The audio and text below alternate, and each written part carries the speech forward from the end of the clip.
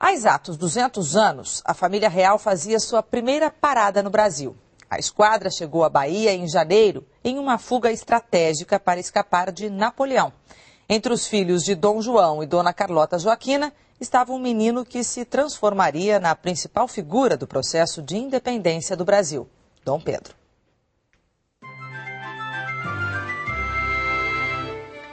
Dom Pedro nasceu em Lisboa, no Palácio de Queluz, e veio para o Brasil com a família em 1808, aos 9 anos, quando seu país foi invadido pelos franceses.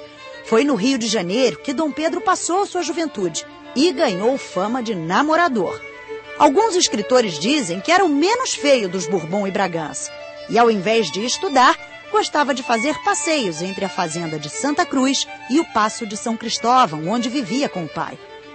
Filho de Dom João e Carlota Joaquina, passou a ser herdeiro oficial da coroa quando seu pai subiu ao trono. Assim como Dom João, que assumiu a regência porque seu irmão morreu, Dom Pedro também não era o primogênito. Era o quarto filho do casal, mas teve que assumir porque Francisco, o filho homem mais velho, faleceu ainda criança. Havia uma tradição curiosa, essa também é uma lenda interessante de contar, que a família, os Braganças, tinha uma espécie de maldição dos Bragança, que essa família não teria, a sucessão da coroa nunca passaria pelo primogênito. E de fato, né, Dom João sucedeu a sua mãe, porque o irmão mais velho tinha morrido. Dom Pedro I, o irmão mais velho, morre e ele se torna herdeiro do trono. Dom Pedro II também só se torna herdeiro do trono porque um dos filhos de Dom Pedro, o primeiro filho homem, morreu. E a princesa Isabel também seria a imperatriz se, quer dizer, tinha também perdido os dois irmãos mais velhos. No ano seguinte em que se tornou herdeiro, casou-se com Carolina Josefa Leopoldina, arquiduquesa da Áustria. O casamento foi por procuração e eles só se conheceram quando a arquiduquesa chegou ao Brasil. Com Dona Leopoldina teve 7 filhos, entre eles Dom Pedro II, que se tornou imperador do Brasil, e Maria II, rainha de Portugal. Ficou viúvo cedo e casou-se novamente, desta vez com a princesa Amélia, neta de Josefina Bonaparte. Mas teve um caso rumoroso com Domitila de Castro Canto Melo, a Marquesa de Santos. Quando a família real voltou para a Europa, Dom Pedro ficou no Brasil como regente. Recebeu uma ordem para voltar a Lisboa, mas desobedeceu. Isso desagradou o parlamento português, que cortou sua mesada. O príncipe resistiu naquele que virou o dia do fim. Ao partir, seu pai, Dom João VI, sabia que a vinda da família real para o Brasil e a sua longa permanência no Rio de Janeiro eram os primeiros passos para um projeto mais ousado que ele queria que o filho completasse. Quando você transfere para uma colônia o próprio governo, você transformou a colônia em capital, em metrópole. O príncipe deveria voltar e não volta.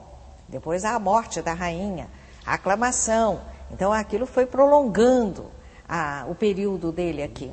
Mas vir a abertura dos portos, que começa a dar uma independência econômica, e quando eleva o país, aí o processo da independência já estava aí. E Dom João sabia disso. Ele sabia disso, né? Inclusive ele diz para Dom Pedro que seja ele e não outro a fazer essa independência. Em 1822, numa viagem entre Santos e São Paulo, recebeu uma carta do pai comunicando que fora rebaixado e perdera a condição de regente do Brasil. Foi ali, às margens do Ipiranga, que Dom Pedro declarou a independência do Brasil. Como é que um rei absolutista, porque Dom João já tinha derrubado a monarquia constitucional e tinha se investido como rei monarca absolutista, vai aceitar um preceito revolucionário desse? Não pode. E cria-se um impasse. De volta ao Rio, foi proclamado imperador e recebeu o título de Dom Pedro I. Aqui, dissolveu a Assembleia Constituinte e outorgou uma Constituição que seria a mesma até 1891. Com a morte do pai, abdicou do trono português para sua filha Maria II e nomeou seu irmão, Dom Miguel, regente. Já com a popularidade em baixa e desgastado, abdicou do trono brasileiro em favor do filho Pedro, então com 5 anos de idade, e partiu para Portugal com o título de Duque de Bragança. onde lutou contra o irmão, que se tornara um absolutista, e para restituir o trono da filha em um regime constitucional. Ganhou a batalha contra Dom Miguel, mas foi vencido pela tuberculose e morreu no mesmo lugar onde nasceu, em Queluz, aos 36 anos de idade.